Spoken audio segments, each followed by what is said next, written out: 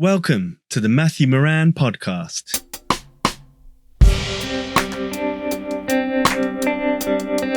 Here you'll discover a series of in-depth conversations with some of the world's leading nature photographers, filmmakers, conservationists, editors, writers, and publishers. Gain unique insights into the lives of industry experts and the unsung heroes, their personal stories, creative processes, and how they make their passion sustainable.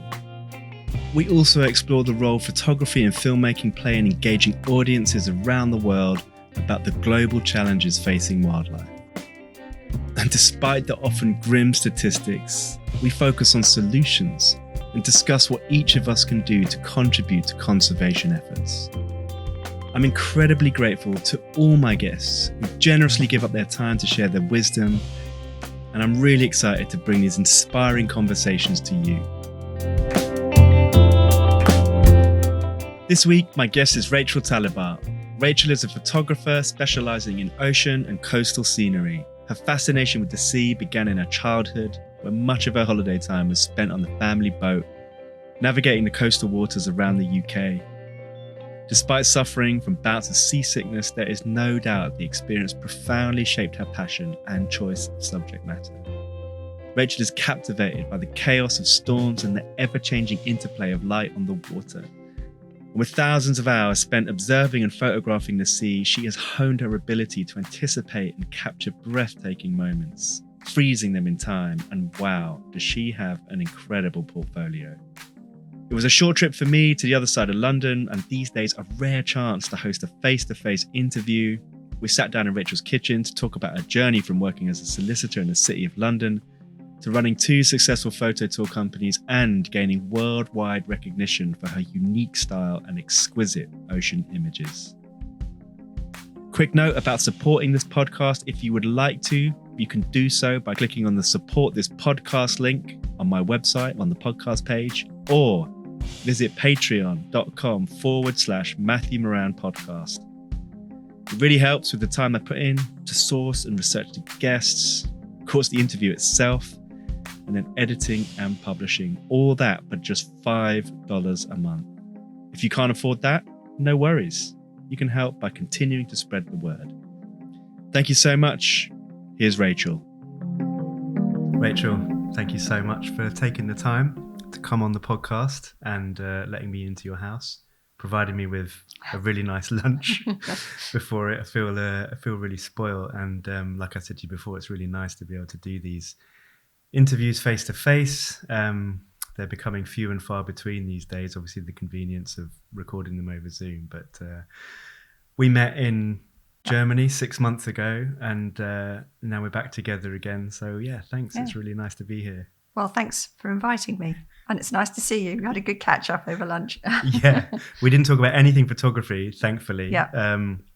So we're not going to, well, hopefully we won't repeat ourselves. I don't think we'll go into what we talked about, politics of the current climate. It's probably best avoided. Yeah, there's enough of that out there already. But yeah, whenever I do these podcasts, I'm always interested in people's journeys, you know, and no 2 stories are the same. And I know that yours is quite different as well. And also what you do is quite different, so we'll dive into that. So yeah, let's talk a little bit about you, the photographer, and you know, can you go back to the beginning and tell us how you got into it? Because you know, you're very well known for your ocean photography, and in a way that's kind of where it began for you as a little girl, right? Yeah, it did.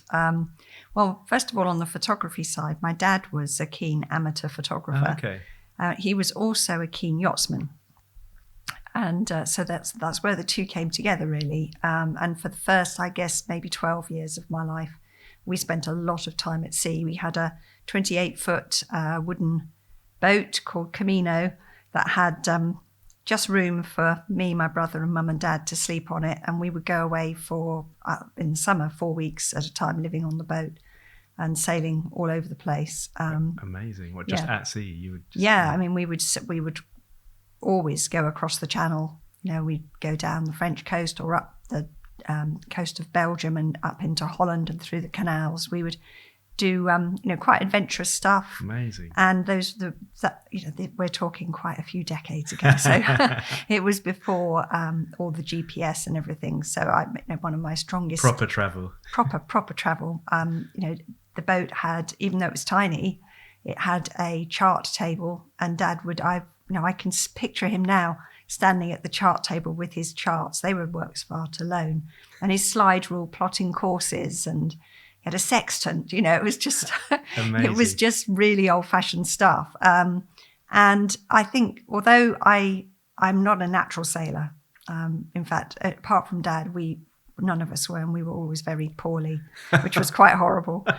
So I was quite happy to give up sailing when I was old enough to not have to go. How does that work? I mean, I'm asking you because my first book I did on Vancouver Island, and so I was really? on boats. I was on boats all the time, and I always got seasick, and I never got over it. I don't know whether you either are a sufferer or you're not. I don't know how people get over that, but clearly you didn't. No, I didn't, and it didn't. I mean, I've seen movies where characters like Master and Commander. Yeah. Paul Bettany's character is some movie references are going to creep in. That's all right. He's horribly sick when they set sail, but then once he's been at sea long enough, he gets his sea legs, and then he's fine, right? But if that were me, I might be fine until we moored the next first island and went off and did some bartering with the locals. Yeah. As soon as we set sail again, I'd be back to zero and have to go through the whole thing again. So now I just believe in all the medication that modern science can give, and it does work. 100%. I mean, I completely empathise because, I actually in the end chose the boats that I was going to go on where I knew the water would be calmer, because when if you get seasick anyway, and then you're looking through a long lens, the impact was incredible. And, a lot of the boat drivers I go on would tease me. And there was this one boat driver called Wayne. I'll never forget it, because he grew up in the area, and there's big fishing communities historically. And he was a fisherman, and he said that he went through a bout of being terribly seasick, which of course for his work was just awful. And he said it was so bad, and you realize these things are completely, psychological, that he would work on call. So if he got that call early in the morning, 2 a.m, we're going out today, he would actually have to go to the bathroom and throw up. And I was like, oh my God, this is incredible how powerful it is. And I understand that, having had regular seasickness being on those boats. That's horrid. It's all consuming. And So Vancouver Island, which I know quite well, and it's very lovely. What were you doing there? Was it the seawalls? This is great. This is turned completely, because actually, we've never talked about this. No, I didn't know this. Yeah, it was a period where I was, I don't know, call it portfolio building, really. I was really into it. As a pure wildlife photographer, that's what I wanted to do, long lens stuff in the kind of 90s and early 2000s. And then I did a trip with a friend of mine. We visited a friend in Vancouver who went to the same school as us in London.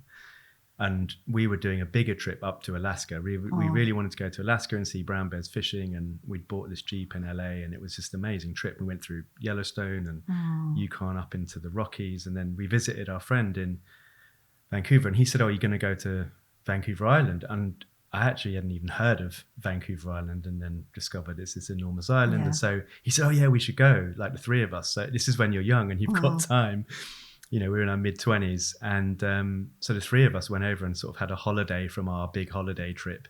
And I just fell in love with this place. And it was around that time that Helen Gilkes, who's now retired from Nature Picture Library, she's been a great mentor to me over the years. And, I had her voice in my head saying, look, if you really want to get good pictures.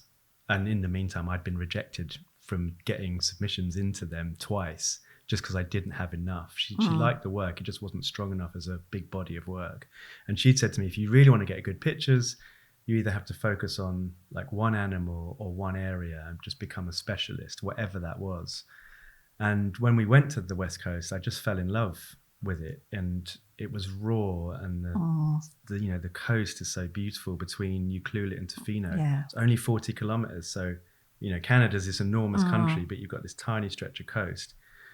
And, we went bear watching and whale watching. Of course, there's seals, sea lions, sea otters, just incredible. And so I wrote to the a year later, I wrote to one of the whale watching companies and offered them use of my pictures in return for time on their boats. And I didn't have a plan to do a book when I went there. It was just, again, I wanted to like focus on one area. And so 5 years later, there wasn't really much else published about it. I just switched to digital at that time in 2006.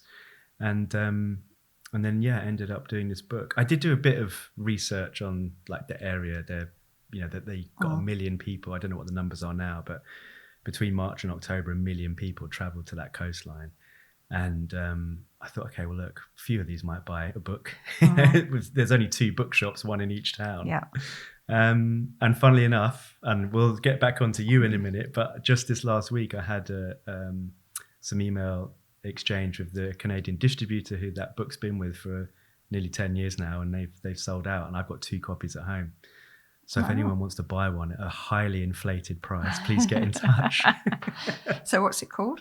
It's called a very unimaginative Vancouver Island, Barkly to Clayquot. Well, it does what it says on the Yes, tin. exactly. Yeah. And that was my business advisor. I had all these poetic titles like Sounds or something. She just said, look, it needs to be searchable. Just call it what it is. And actually all my books ever since then have got very functional titles. Well, there's a funny connection here because my first ever book cover, so one of my photos on a book cover. Oh, okay. Is not your book, but no. Right. Is a picture of Telegraph Cove. Oh, wow. And it's on a book on the rainforest place names or something. I've forgotten what exactly it's called. Rainforest coast place names. Okay. And it's all about all the interesting places with their names and how they got named. Amazing. So there's a funny connection, isn't there? There is that connection. That's brilliant. Yeah. I should have brought one of my last 2 copies down to show you. Anyway, it's funny, isn't it? Because you do that, I did publish that book in 2011, and how differently you do it now. But also I'm proud of it. It stands up. Oh, and exactly. I shot that on a 8.5 megapixel camera, which I always laugh at because I look at those images and they're still pretty good. Oh, yeah. They're sharp. The book's only A3 size, bit smaller. A4 size, tiny bit bigger than A4. And that I always laugh about when new cameras come out, 50 megapixel this and that. And actually most people are, now looking at them on a tiny screen. There is an industry video out there, which, do you know Sean Tucker? I've heard the name. Yeah. Sean's a friend of mine. He sent me a link to it, and it's on YouTube. And some guys, I think in America, I won't say which brand because it'd be disingenuous, but they take a well-known 100 megapixel medium format digital camera, and they take a well-known 12 megapixel full frame, so 35 millimeter equivalent digital camera, and they go and they photograph the same thing with the same crop with the 2, and then they print them at, I think, A3 and also at A1. And then they take them around industry professionals and they say, can you tell which came from the 100 megapixel camera and which came from the 12? And they can't tell. Amazing. There we go. We're all being mugged off. We are. Oh my God! Well, what a nice coincidence. We could just let's talk about Vancouver Island for the rest of the podcast. Happy to. But we were talking about seasickness. Yeah. And so that's how come I got into. I became obsessed with the ocean. Yeah. I mean, you can't spend that long at sea without feeling something for the ocean. And also, Dad was really into it. Mum was a reluctant accomplice. Yeah. But she did love the ocean. Yeah. She'd have preferred it from the shore like me. And then Dad was also a keen photographer. He didn't have his own darkroom, but he did slides. And so we used to have slideshows in the evening. Yeah. You get the projector screen up and the slide projector, and it would make that funny noise. Yeah. And my brother and I would always... With the carousel on top, the kind of click slide. Yeah. And we'd always my brother Barry and I would roll our eyes at each other when we were, Dad was getting this out, because we knew we weren't going to be allowed to watch telly that evening. We were going to have to look at these pictures on the slideshow. But, all of that background just... you don't realise how formative that is. Yeah. It's funny, isn't it? I think we both got kids. Obviously, yours are adults. Mine's about to be 7. And there's that thing of thinking like, are they absorbing what I'm doing through osmosis, or are they like learning what I'm telling them? And in the end, you just don't know, because you could equally have been completely put off by the ocean, especially given how seasick you were? It's like a place you just don't want to see ever again. Well, I think one of the things I liked best, and this might not be a surprise if you know my work, is I liked the really rough seas. Yeah. I actually felt less seasick, for starters, if it's really choppy. It's that sort of rolling motion that really messes That's the with one you. that got you. Yeah. So I can remember, for example, once we were in a squall, and obviously Dad wouldn't have chosen to be out in a small boat with his young family in a squall, but that's the nature of squalls. You don't know they're coming. And they can be pretty intense when you're in them. Can you tell us what they are? Oh, sorry, yes. So a squall is like a very short-lived, really intense storm. Right. I mean, it can wash through Scotland, the west coast of Scotland. I go quite a lot. It can wash through in 15 minutes. Wow. But in that 15 minutes, it's like you were in a hurricane. Wow. And we were at sea in this squall, and it's one of my strongest memories from childhood is that we're all in the cockpit in our oilskins, we used to call them, protection from the wet weather, and braced, and the boat's going all over the place. Wow. The waves are huge. They're slapping spray across our faces. And I think Mum and Dad were trying to probably stop me and Barry from being afraid. Yeah. But they were encouraging us to just scream with the wind and whoop and just yell our hearts out. When normally we were, be quiet, be well behaved. So for us, this was the most amazing freedom and of course we forgot to be afraid. And I was fascinated by what the ocean looked like, in this storm, because the waves weren't graceful. They weren't rolling. They were craggy. They were like, I don't know, Everest. They were like mountains. Yeah. They were fierce. They had an energy that seemed almost like they had a consciousness. Sure. And it really inspired me, I think. And what age were you at this time? I would guess I was probably 9 or 10. Yeah. Yeah. So an impressionable age, I think. Yeah. That's amazing. Yeah, and they also, because we lived in Bognor Regis of all places. Beautiful Bognor. Yeah, beautiful Bognor, yeah, quite. But it has the sea. And when I was that age, the sea defences weren't what they are now. And when we had big storms, they would literally, the waves would crash up against the promenade and bash into the buildings. And the promenade would get completely buried in shingle. And I can remember Mum and Dad taking me and Barry down one day to watch this. And there was a bench, and you could only just see the very, very top to know that there was a bench there because the shingle was piled up so high. And I was really taken with that in my imagination, the way the sea had the capacity to completely overturn our idea of normality. And that was quite empowering in a way. Yeah, and I think, having looked at your work lots in the last week in the run up to this interview, and there's some nice YouTube videos, not just beautiful ones of your work, but there's some great interviews with you as well. Something that really resonated, especially from that childhood perspective. And of course, I'm still at that age where I'm reading stories to my daughter all the time, and lovely. Lots of imaginative and lots of mythical creatures. And I heard you talk about that, and actually it's made me look at your work through that new lens, through the childhood lens of like, wow, these are like mythical creatures and mountains and the structure of these waves, and of course the chaos of it, and all of that comes across really, really well. And it made me think about there's so much focus, and we had this a lot when we were judging together on storytelling in photography and that traditional storytelling. And I don't think I'd really appreciated that actually there are stories in all images, and these are not just beautiful shots of the ocean. There are stories and characters, and all of that is coming through from you and your childhood, and that's the stuff that I love anyway.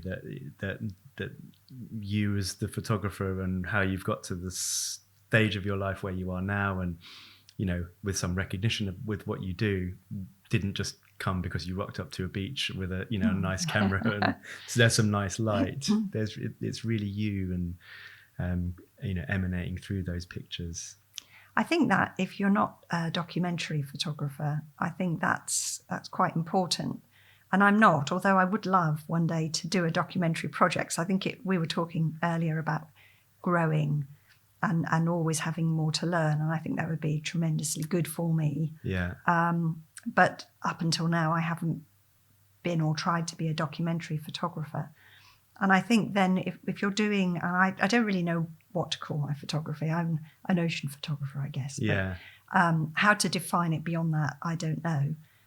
But given that it's not documentary, I think you are always going to be sharing your unique outlook on the world. And I mean, Minor White said that every photo he made was a self-portrait. Of course, he wasn't in the frame. Yeah. There were pictures of rocks and things. And some people have suggested that was quite egotistical of him, but that's not what he meant. And I think with non-documentary photography, I think you're sharing yourself. Of course. And it doesn't work if you don't do that. Yeah. No, I like that. I can see how that's not egotistical at all. Because no, I don't think it is. Especially, I mean, obviously you're not going to be sharing everything you take, because I remember, I mean, there was so much to learn about you, not just when we met, in the judging, but seeing you present later that year at the festival was brilliant. And I learned that you actually shoot thousands and thousands of images. Oh, no. There was me thinking, oh, she's anticipating the wave and picking off one or two shots.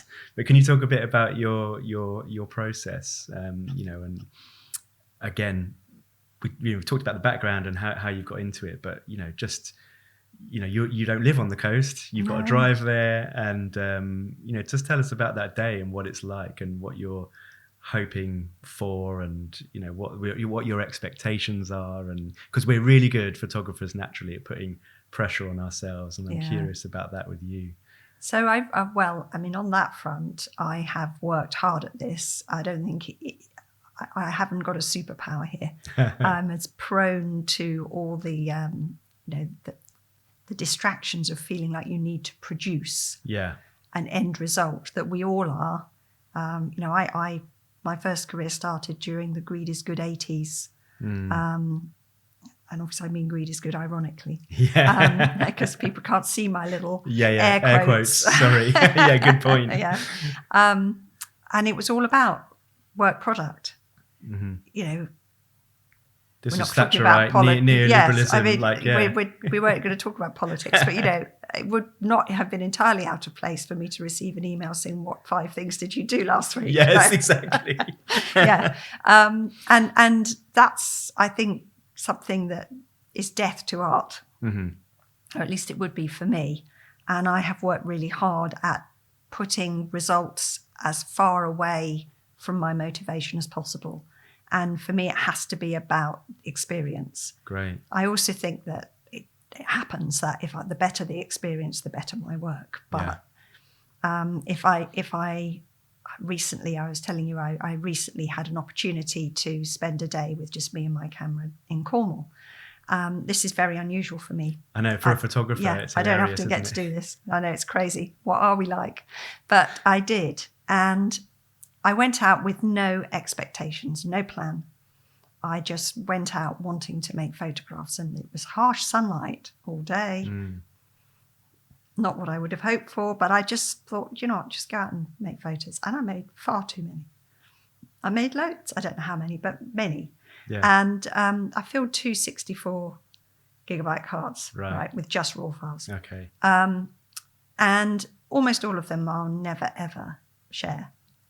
But maybe, I know, in fact, I got 1, possibly 2 or 3 from that day that I really liked. But that doesn't matter, because the main thing is I had a brilliant time.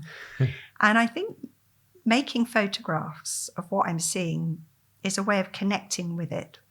It sounds crazy. I mean, if you've seen the film, another film reference, Walter Mitty, there's Sean Penn plays the photographer who's photographing snow leopards, right? And there's this moment, which I think has become a meme, where he's there with, what's his name? The name's gone. The guy playing Walter Mitty. Oh my God.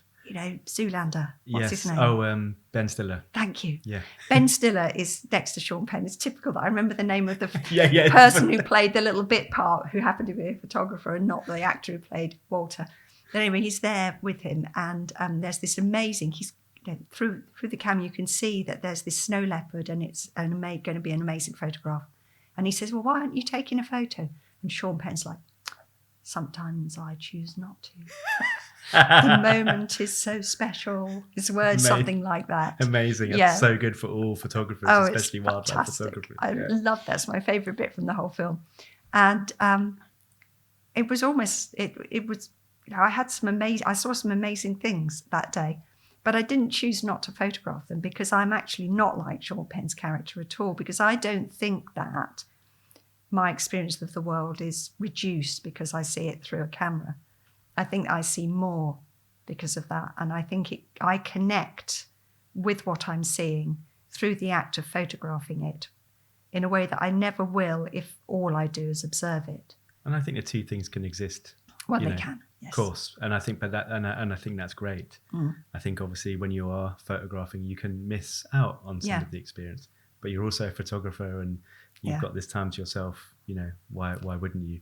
And by the way, listeners, I've seen, a very exclusive preview of some of these pictures up in your studio, which has been really lovely to see. And I hope, well, we talked about, maybe we can come on to that later, social media and whether we're ever going to use it again.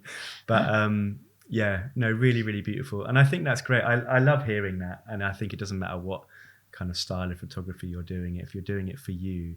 And it sounds like, I don't know, especially coming out of, Thatcherite neoliberalism, did you have to make a conscious decision to say, look, I'm just going to, because obviously, we can get a little bit more into the detail of how that worked. And going back a little bit, you were a solicitor in the city and you didn't pack it up overnight. This was a long drawn out process. But did you say to yourself, I need to make a living out of this, but I'm also not going to put pressure on myself? And did you take some time to hone your craft? Or did you have in the back of your mind, actually, I'd really love to sell prints around the world and speak at events? No, I never imagined that would happen to me. I'm still surprised. I really am. Yes. To pinch myself every now and then. It was a slow process, and I went through it in detail.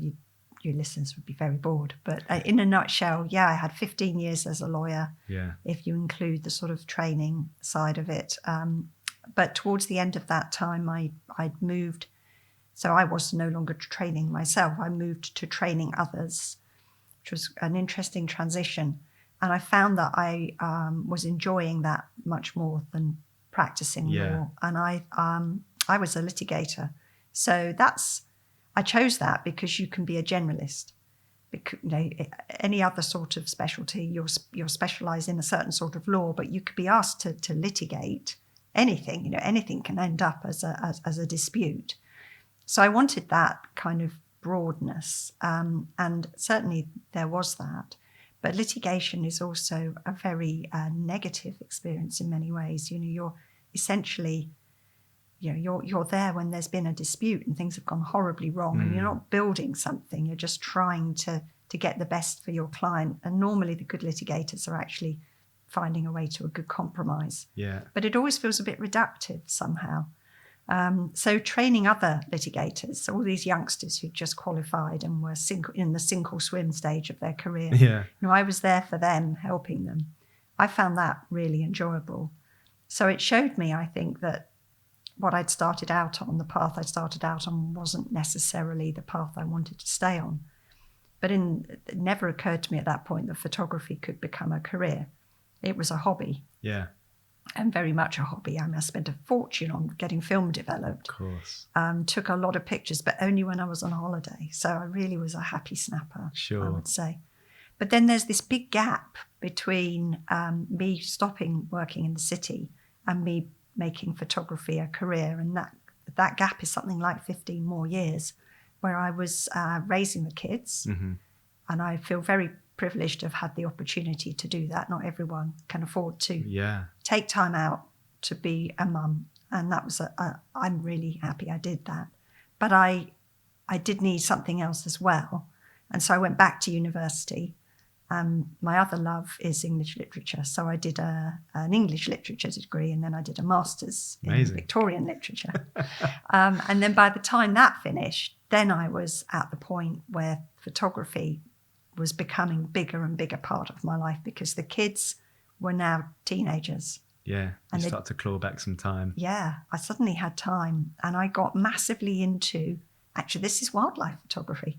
I photographed insects. insects. Oh, right. Yes, So you were doing macro stuff? I was doing macro. In fact, for about 3 or 4 years, maybe 5, my macro lens didn't leave the camera. Wow. So I might as well not have had interchangeable lenses because I only used the macro lens. And I was a keen gardener too, so I planted my whole garden with indigenous plants to attract the insects. Yeah. So then even if you were rewilding before it was a thing. I was rewilding, yeah. But I was doing it for slightly more selfish reasons. Sure. Because I just wanted a studio that I could be in and work in when the kids were doing their homework or whatever.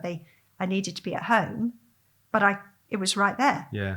And the kids used to laugh at me. They'd be sitting at the table there eating their dinner, their burnt sausages that I delivered to them or whatever, and I'd be outside, crouched in a border with vegetation all over me, photographing hoverflies, or whatever. I mean, this is a living example of, and a lot of people, I've been saying it for years, and I'm by no means saying that I'm, the cheerleader of this, but that whole thing of just doing something close to home, if there's no excuse, not to get out there with your camera when you've got 2 teenagers laughing at you and you're feeding them. You were still out there doing it and making mistakes and honing your craft.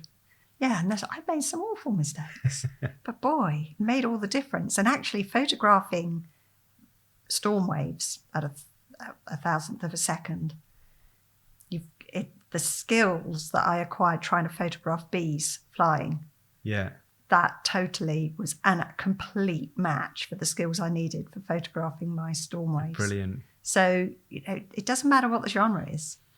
It's the moment. Yeah. And, you talking about maybe going and learning, another style of photography. It's completely what I did. And I've talked about it a lot on the podcast, so I'm not going to bore the listeners again. But, after doing the Missouri photo workshop, which is an absolutely brilliant workshop to do. And there are so many things I took back from that. And one of the things I think about all the time is it's still the moment, whether it's a wave in, the most beautiful and imaginative and creative, explosive position.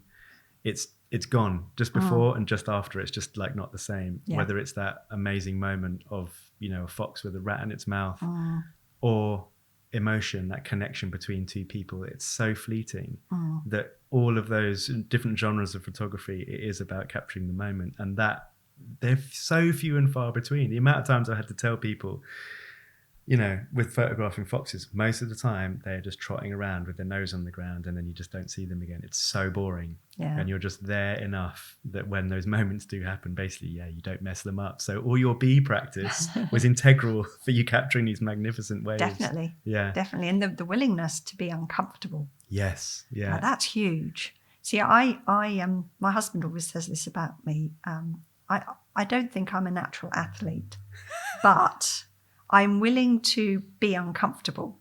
If we're climbing a hill, I'll keep up, not because I'm fit. I could be a lot fitter, frankly. But because I don't mind being out of breath. I don't mind being uncomfortable. I'll keep going. And I think that's the same with the photography. I didn't mind being thick in the bushes with things crawling all over me. You've got high tolerance for lactic acid. Yeah. But, also the lying down on the ground, with all sorts of ants crawling over you to get that picture of, some weird insect that you'd never seen before. I learned a lot. And also the wave photographs. That was me lying flat on a dirty beach in getting, spray and everything dumped on me for 6 hours straight.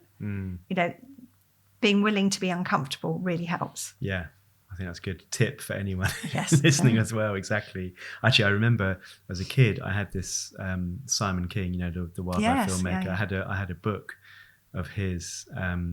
This is, I think it was written in the early 90s, but it was tips for wildlife filmmaking.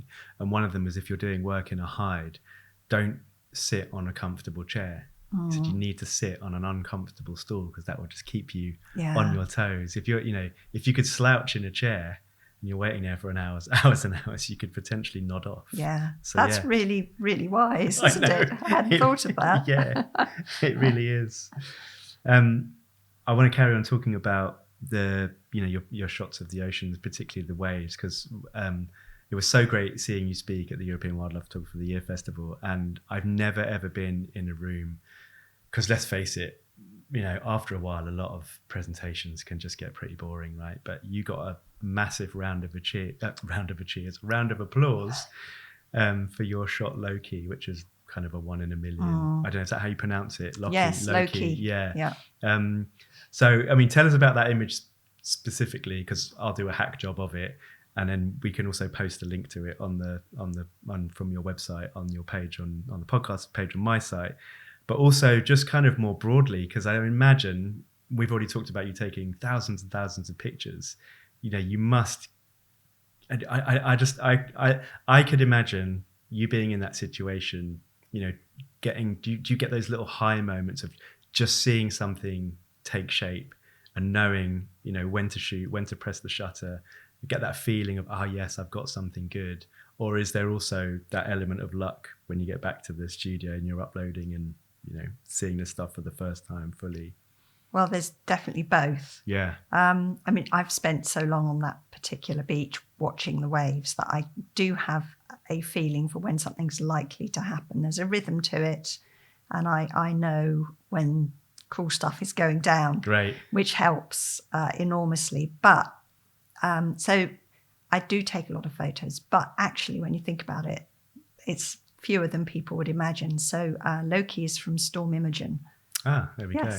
Which was February the 8th, 2016. And I was on that beach for 6 hours. The storm was amazing for the whole 6 hours. And I took 3,000 photographs. So what's that, 500 an hour? Yeah, it's not that much. It's not that much, actually. It's Especially a lot more than a landscape photographer would do, because they might or might not use a tripod, but typically you might imagine them with a tripod and some filters, and they find a great composition and they wait for the light, and they might only take a handful of photographs. So it is a lot more like wildlife or sports photography, but still it's not as many as you might think, because I really hate having to trawl through. It takes forever. It's just boring. So I might take 2 or 3 in a burst for a single wave. I'm not going to run off 10 or 15 or 20. That's just nightmare. And indeed, the camera that I used then could only do, I think, a burst of 6 or 7 anyway. It was old tech, really. I really enjoy the serendipity of the surprise waves just as much as I enjoy the ones where I actually remember seeing them.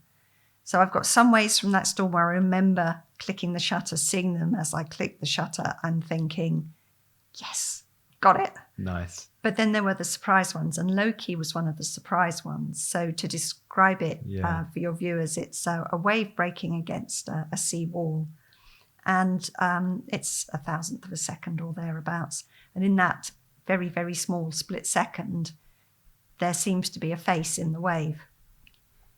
This is called pareidolia from the ancient Greek, which is the human habit of seeing usually faces, but it can be other patterns in things where it doesn't really exist. There isn't really a face in the wave, but we see a shape that makes us think of a face, because we're humans, we're very face orientated. We tend to interpret that way. And this goes also back to the childhood mythological creatures in the sea. Absolutely. And all of my waves from Storm Imogen, they're part of a portfolio called Sirens, where I've named every wave after a mythological being. Amazing. So my English literature, one of the courses I did for the BA was Homer, so the Iliad and the Odyssey. Wow. And obviously I love all that stuff. In fact, it was my favourite course that I did in the whole degree. So there's that connection as well. So if I'm naming them all after mythological beings, and I didn't limit myself to Greek, then to have this laughing face, because it looks like it's laughing, it was easy for me to name it Loki, because Loki is the Norse trickster god. So that I knew that straight away. This is Loki, right? But I didn't see that when I took it, that picture. It's a square print, obviously from a 2x3. My camera took 2x3 aspect ratio full frame. So the bit you can't see that's in the bit that I've excised to get a square is of a bigger wave. It's breaking on the key as well. And as I scrolled through my photos in Lightroom, over 6 months, finding new waves to edit, I just kept seeing the bigger wave and thinking, oh, that's a bit boring. It wasn't an interesting shape. And my eyes didn't go. That's incredible. To the face. I just kept looking at the biggest splash. Stupid, really, with hindsight. Did you say 6 months later? 6 months later, I found it. Wow. 6 months later, and I don't know why, one day I was scrolling through, and this time my eyes did slide right, and there was this face. I have to say, I had a bit of like goosebumps moment. I'm not surprised. I've got goosebumps now. It was slightly creepy, almost. Yeah, it's like laughing at you. It was laughing at me. For missing it. You've missed me for 6 months, you silly woman. That is unbelievable. Yeah. What an incredible story. And honestly, I don't know, maybe you've had that reaction a lot. Certainly I've never experienced it in any of the festivals that I've been in, but it was literally like the gasp and then a round of applause. It was just incredible for an image. They were a nice audience. Yeah, the Germans are great, aren't they? They were so enthusiastic. It was lovely. I really enjoyed that festival. Out of curiosity, does that print sell well as a consequence of not just the moment, or I don't know? I mean, I have sold several, the galleries have sold several prints of Loki, but he is very far from being a bestseller. Right. Yeah, interesting. Yeah. Yeah. I don't know if people want him on their wall necessarily. Sure. Yeah. He has a girlfriend, actually, called Lilith, who is a Mesopotamian demon. And she's actually from the same burst. So it's the same splash, but 2 or 3 frames. So she might be the first frame and he's the last. And there's another different face before it forms Loki. And I flip one of them, I forget which, so that they can look at each other. But I always liked, occasionally collectors have bought both as a pair. And I always like the idea that maybe, it's a married couple. And if it's a good day, they have them on the wall facing each other. If it's brilliant. A bad day, they swap them over. we in wildlife photography always get criticised for anthropomorphizing animals, and you're doing it with waves. I am. And I'm not ashamed. No, it's absolutely brilliant. I don't know if I've talked a little bit about this it's not completely unrelated, but the Blind Boy podcast. I don't know if you've heard of that. And he's an Irish guy, lives in Limerick, and he speaks a lot about Irish folklore and mythology, and it is just fascinating. Mm-hmm. It's just completely fascinating. And also recently, and it was the timing of this was quite good. He releases his podcast every Wednesday, so I knew I was coming here. I was listening to his podcast, and he talked about, I can't remember where he was. He was in an office or waiting for an appointment, and he picked up. It was in the Irish Times or whatever, and it was the Agony Aunt page, and it was this woman who was in her mid-40s saying how she worked really hard at school, at university, got a really well-paid job, saved money, had a car, owned a house, travelled, but she was miserable. And the reason that she was miserable was because she always wanted to be an artist. And her parents were like, don't, you'll be poor, don't mess around with that. This is what you should be doing. And so, she did that to kind of please her parents. And it was like this moment when she was in her mid-40s, realizing what's the point in this, And, I'm not saying at all that your story is the same as hers, but there is that interesting, and it does come up a lot, that people are in jobs that don't necessarily suit them. And it's great that you found that side within your role of teaching and helping others. And obviously I know you do that with the workshops. We can talk about that shortly. But yeah, I do find that kind of thing fascinating and interesting. And it also, what you said, when you started photographing after that, was that you weren't trying to do it for a living. You were just doing it for you, almost like a meditative process. And so often, and okay, I'm in my late 40s now. We won't talk about how old you are, because I know that's a deep secret. But I think that something does happen. You slow down and you really try and find meaning and purpose in your work, and that's certainly what I've loved about following your work since I've known you and previous. I don't really know what my point is here, but I just find it. I think.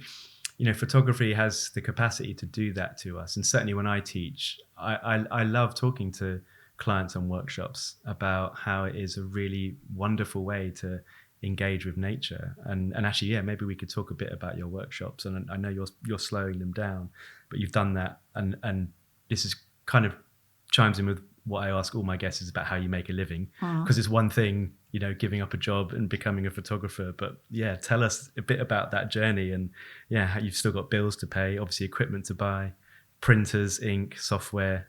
You know, you used to spend all that money on rolls of film. You think, oh great, we don't have to do that anymore, but then there's endless amounts that you can spend.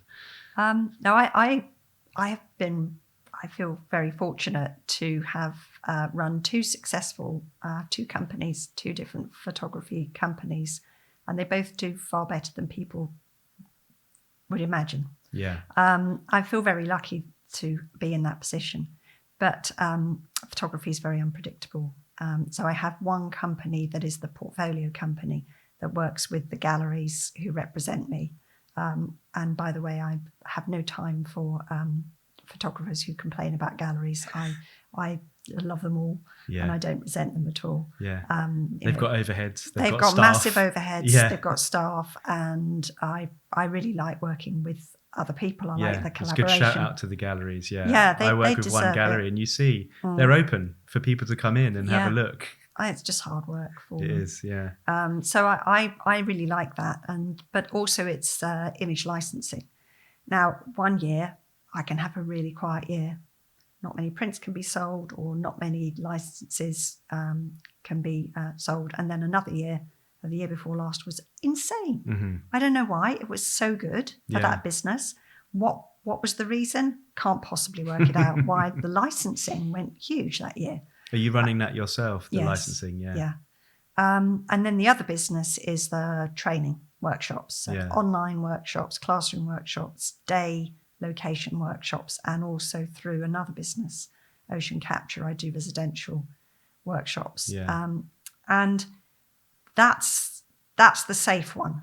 That's the one that will always do well if I am prepared to commit all my time. You know, it will. The more days I spend doing workshops, the more money I will make. Yeah. The trouble is that if you allow that to take over, then I don't carry a camera when I'm teaching. Yeah. So there's no chance to make my own work. So that's why I'm glad to have both businesses, because I know that I have this other one that needs me to make pictures. Mm-hmm. And that's ridiculous. But you know, I should just do it because I want to, right? But somehow we don't always think that way, because I've made my passion my career, and that can get into your head. So it's interesting, but I don't want to suggest that the workshops is something I do because it makes money. Mm-hmm. If I didn't really enjoy them, I wouldn't do them, because they are such hard work. Yeah. When I do a residential workshop, you know, I'm getting up before sunrise to make sure that I'm ready with the van for the clients to arrive at the time that I've told them we're leaving. I've got to get them to the first location before sunrise, show them what to do. They spread out. I ping about between them, constantly getting lots of steps, which is good. Then I drive them back. We have breakfast in the hotel. And then I've got maybe half an hour or an hour at most to have a quick shower. And then I'm with the group all day, driving them around or working in the classroom with them. And then we have dinner together in the evening, and I basically go to bed, and I'm up again in 6 or 7 hours to do it all again for a week. Relentless. Sometimes I do 3 weeks back to back. Yeah, I've done that in Iceland for a few times. Anyway, wow. Not recently, but years ago. So they're exhausting. They are. So you have to enjoy it, or you just wouldn't be able to do that no matter how much you needed the income. You just wouldn't be able to do a good job with the clients if you didn't enjoy that. And I do. I like people. I'm not an introvert. I like being with people. I get my energy from being with people. And I really like seeing clients who I've got to know now over many years, and I've seen their photography grow.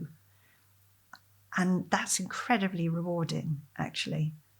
Some of them are, you know, they've crossed the friend barrier. They're now friends as well. And I had a group. For some reason, I have a lot of medical professionals in my client base. And I don't know why this should be, but a disproportionately large number of medics. And one day it's a tonic maybe to their unbelievably... You're getting there, because I was driving around one day. I had a day workshop down at the coast, and I had 4 of them in the car with me. And they were breaking the ice in the back. You know, they were sharing what they do for a living. And one was a paramedic, one was a staff nurse, one was very senior consultant at Great Ormond Street. Another one was an ER doctor. And I heard all this.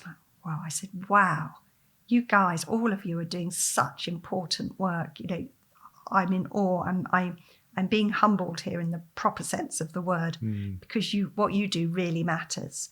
And they said, or one of them said on behalf of the others, yes, but what you do, Rachel, is keeping us sane. And that's exactly it. You know, I'm not suggesting that what I do is even vaguely as good as, you know, saving lives. But the point is, it was essential for those people who are saving lives to have the fulfillment that comes from photography. And I love that about digital photography, that it's democratized photography, because we both are old enough to remember pre-digital. And I was a hobbyist pre-digital. It was elite. It was elite. Yeah. And digital has democratized it, and it's enabled so many more people to experience the fulfillment that comes from being creative. And I think that's got to be a good thing. Yeah, it can only be celebrated. Yeah. A lot of people bemoan it because, you know, it was in the 90s, in the heyday of stock, where huge amounts of money was available for buying stock images, and there were only a handful of people doing it. So, of course, if you were one of those, you'd be bemoaning that. But actually, I celebrated it too. It's certainly, like you talked about, it opened up the learning market. You just had to pivot. Yeah, absolutely. Yeah. And of course, you know, I've been with Nature Picture Library for 20 years, and they're absolutely brilliant. I would say a bad word about them, but, you know, the sales reports do go down, and but that's just the nature of it. I mean, it's extraordinary that they're existing in the way that they do, you know, paying full-time picture researchers. It goes back to the gallery thing as well. I don't complain about the percentage, because, you know, people are working hard. And I love what you said. You know, I had a lot of also medical. I had pediatricians come to my one-day workshops on Hampstead Heath, like, you know, a disproportionate number of pediatricians, and I'm sure it's those 12-hour shifts. You know, I mean, I work hard. I don't really enjoy working hard, like really, really, really hard. I quite like, you know, floating about a little bit and being an ideas person and a conversation person. The idea of doing 12 hours, like in scrubs, you know, with brutal lighting, yeah, you need that antidote. And it's different, isn't it? From go, you can go on a walk, but there's actually something about having a camera. It just forces you to notice things. It really does. I think that's huge, actually. Makes photographers, that's our superpower, is we're observant. And it's an amazing superpower. We see a much richer world than other people because we notice so much more. Yeah, I think I'd probably drive my partner Ray mad of talking about light all the time. Yeah, so my husband Peter did say to me once a really nice thing. He does say nice things quite often, but it wasn't remarkable. One nice thing. But this one's really stuck. He said to me, because of you, Rachel, I now notice light. Yeah. And do non-photographers, non-artists notice light? Probably not. Maybe they'll say, much, you know, it's a lovely sunny day. Yeah. But he notices the nuances of light now that he would never notice otherwise. Yeah. Yeah. Speaking of the nuances of light, I can't remember the name of it, actually. I did write it down. I'll find it in my notes.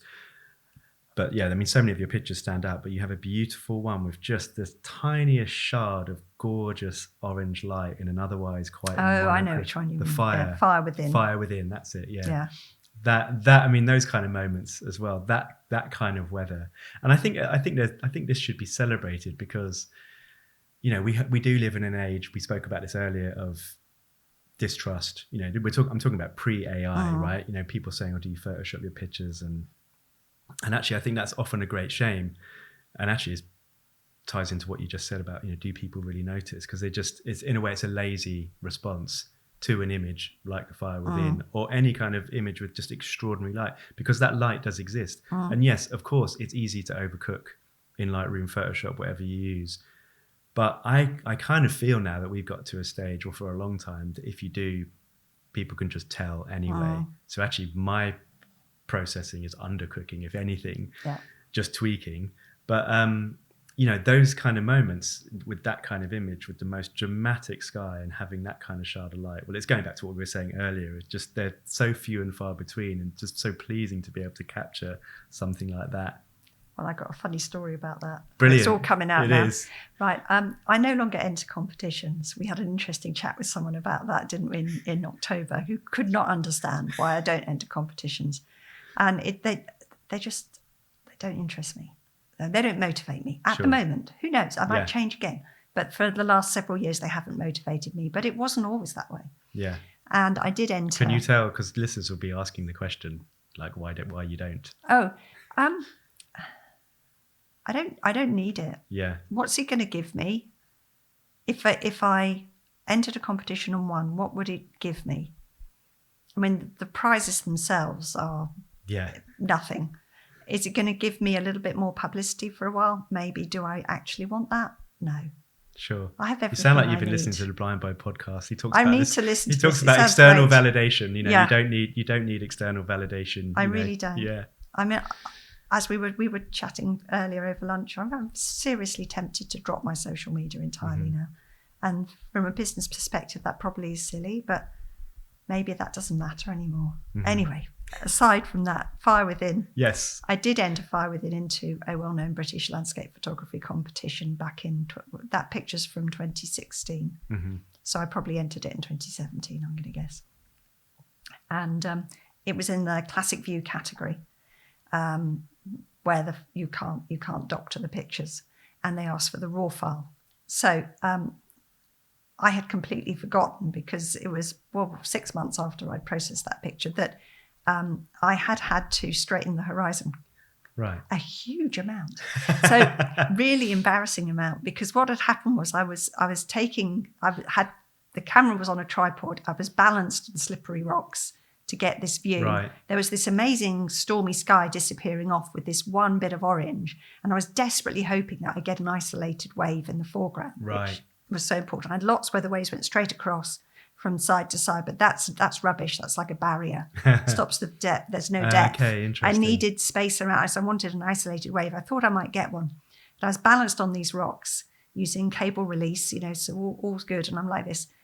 And what I'd completely forgotten was that just before that one isolated, it was the only time an isolated wave crested like that. Just before that happened, one leg of the tripod slipped on the rock, and the whole thing was like this. So the picture was fine. I hadn't doctored the picture, but I had straightened the horizon. They must have thought, who is this amateur? Exactly. And it was, the competition was being judged by someone, I'm not going to say who, but someone I really respected. So I was so embarrassed, because I had to send this raw file with this horizon, the sea was draining off the edge of the earth, Yeah. But fortunately, they still let it win. So it brilliant. It won That's classic awesome. view. I was awesome. at that time the first woman. Yeah, I to mean, that have would be a won. ridiculous thing to be punished on. Yes. Yeah. But of course, I never got the opportunity to explain that I did. All the rest were straight. It was just this one, and I had to use that one because it was the only one. Honest, sir, with the wave in the right place. Brilliant. Well, look, we're gonna put links up to that as well. And and I like what you said about competitions. I mean, I think it's true. Really, you should photograph for yourself. I mean, if you're being paid for a job, obviously you're photographing for a client, but a client has paid you because they like your work and who you are. And I remember this years and years ago, Florian Schulz, who's a great German wildlife photographer and now filmmaker, he talked about when he was younger, being obsessed with wanting to get something in Wildlife Photographer of the Year and almost shooting for that competition. And he did have some success in that competition, but realized, as he got older, that you can't and shouldn't shoot for competitions. It's such a lottery whether you're going to get in there. And, it's nice to be recognized for your work. And if it's an important issue that you want to get more exposure to, certainly, now that something like Wildlife Photographer of the Year has become much more conservation focused, then that's good. Yeah, certainly don't do it for the money. I mean, the first time I was in Wildlife Photographer of the Year was in 2018. It was hilarious because, there's no money for the picture. and I had to because it's a whole black tie do. I don't own a tuxedo, so I hired one. So I went to that award ceremony minus £85 Wow. from hiring my tuxedo for the Yes. night. So that's the reality. Yeah, exactly.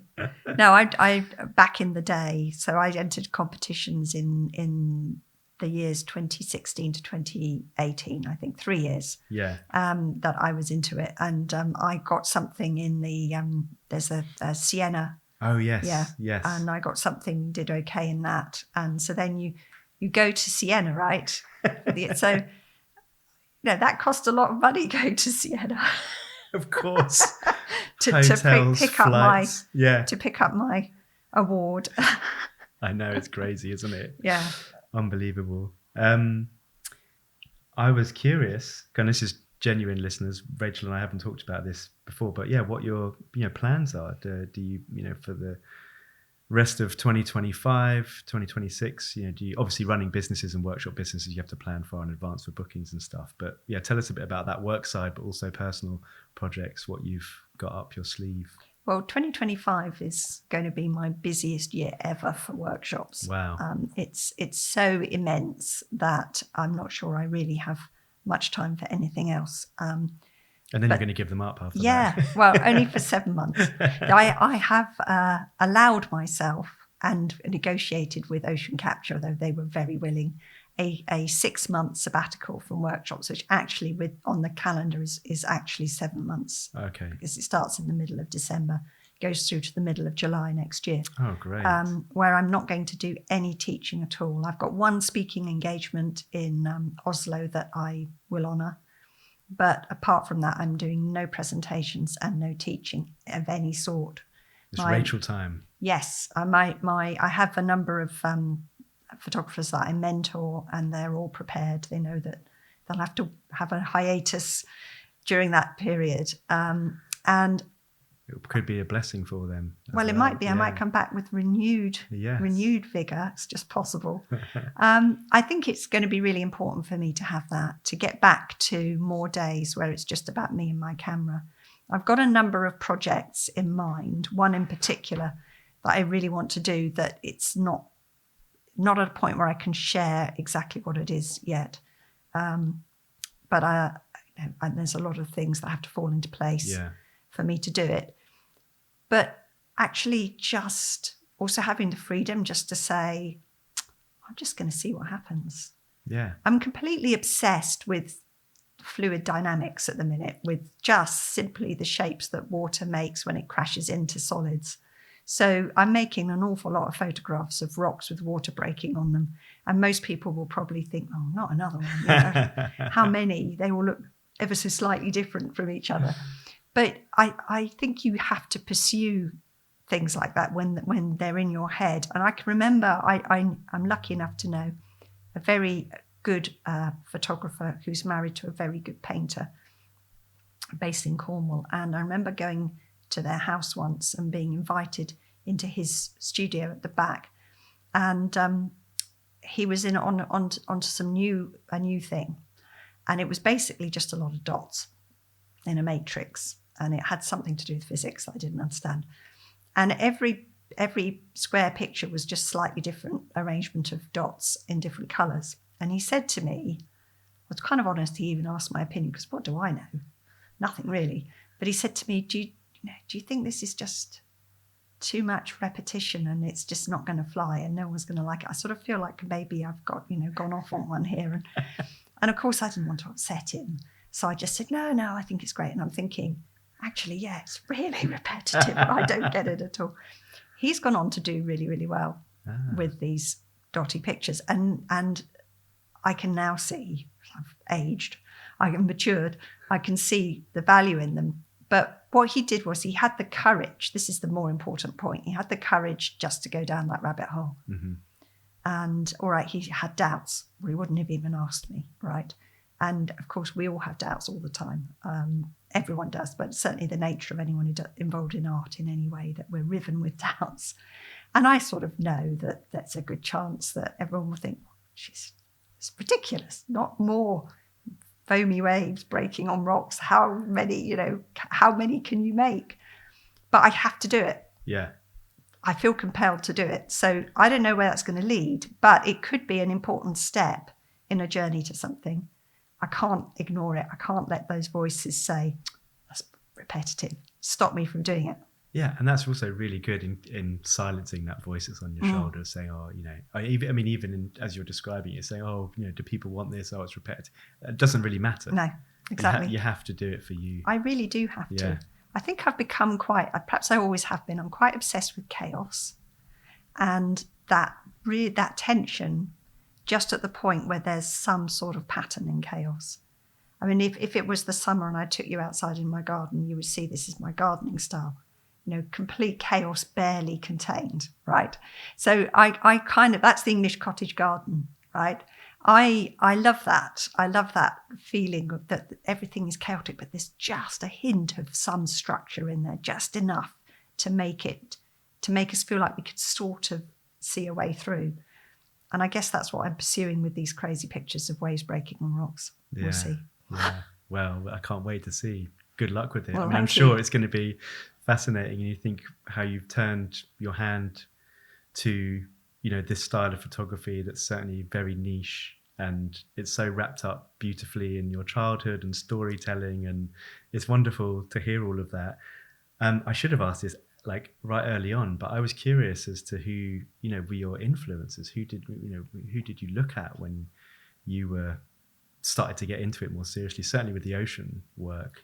Well, I don't know, actually. It's going to sound really rubbish, yeah, no, isn't it's it? Great. I don't know, but I was thinking about this the other day because I had the privilege to know and have the support of someone who you might have known as well, Steve Watkins. Yes, of course. Yeah, and he sadly died. Yeah. He sadly passed on very suddenly at the end of 2019. Yeah, he was tragic. the editor of Outdoor Photography magazine, and he went much too young. Yeah. But he was a really nice guy.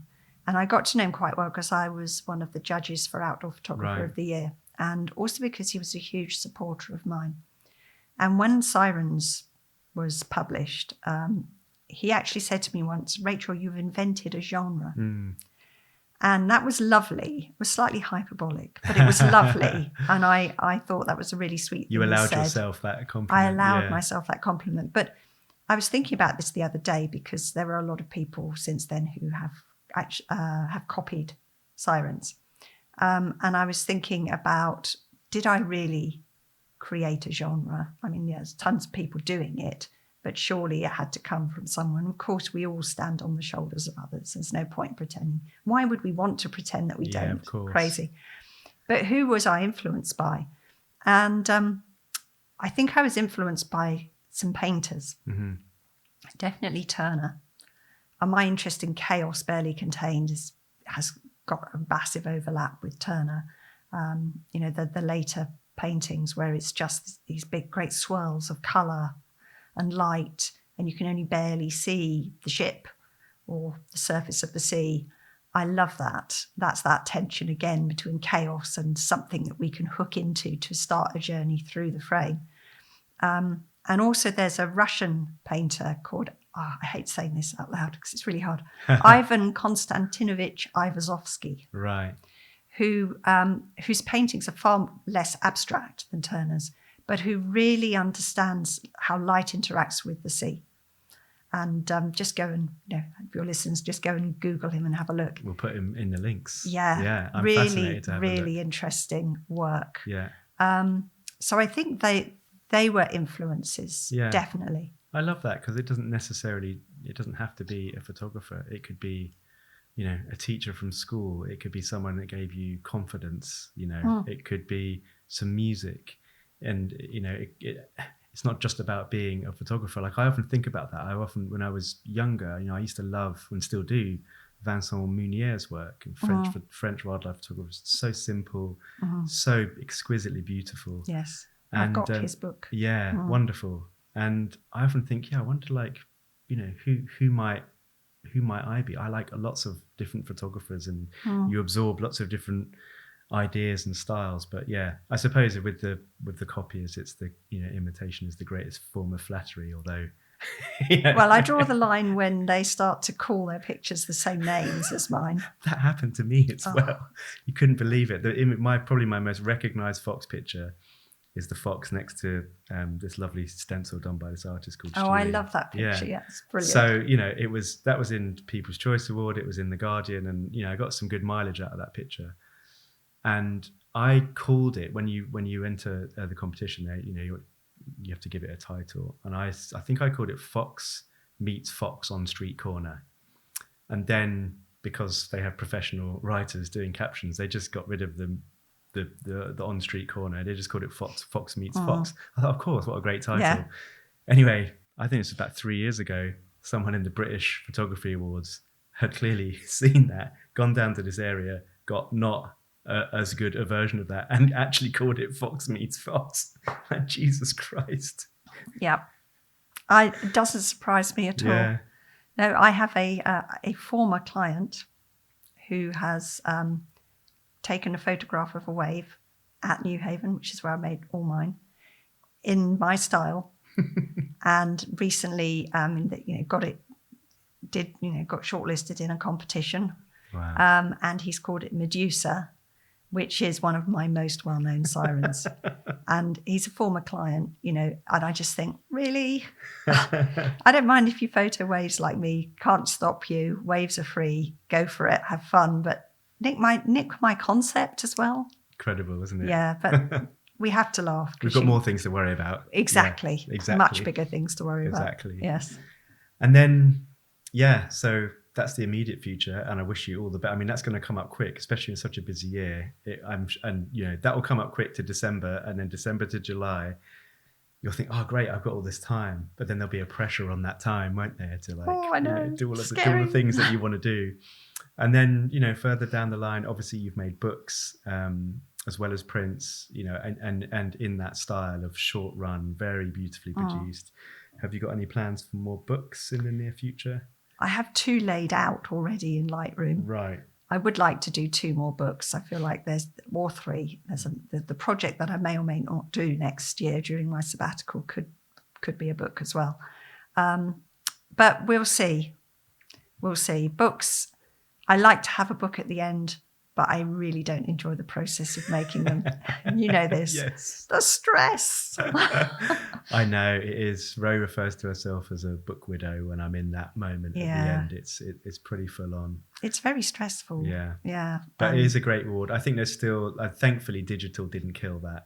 That ability to hold something, to feel it, to smell the paper, to be in charge, as I know you are, in that, the print process and making sure that craft element is to your, Well, I've only spec. had that on the 4th book. That's true, yeah. The first 3, I was not in charge, and I wasn't allowed to be in charge, and I never opened those books.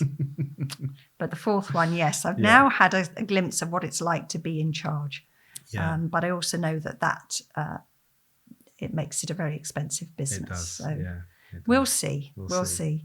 But I'm going to keep making prints. I love printing, so there'll be lots and lots of prints festooned through my house. Great. And I'm going to just see what happens. Great. And have fun. Rachael, thanks so much. It's been such a pleasure talking to you in your house. And I can't wait to see how that unfolds. Maybe you'll just be so knackered after the busiest year that you'll just be like sleeping for 6 months. But no, I'm sure you'll get some great stuff. And it would be great to have you on again and in a few years, and we'll do part 2. But thanks so much. Thanks very much, Matt.